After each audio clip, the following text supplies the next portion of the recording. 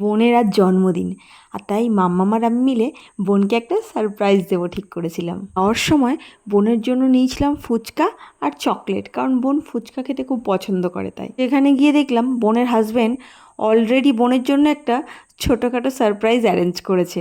আর বোনের এক বান্ধবী আর তার দিদিও এসছে, আর বাড়ির বেশ কিছু জন এসছে কাছের। Happy birthday to you, happy birthday to you, happy birthday dear Pinky, happy birthday to you. সেলিব্রেশনটা তো হলো, আর মাম্মাম যেহেতু এখনও আসেনি তাই আমাদের সারপ্রাইজটা বাকি আছে। আমি মাম্মামের জন্য একটু ওয়েট করছিলাম।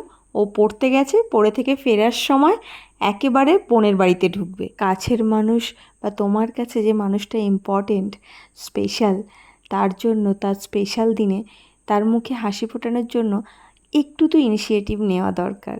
যাই হোক, টাটা, সবাই খুব ভালো থেকো, সুস্থ থেকো।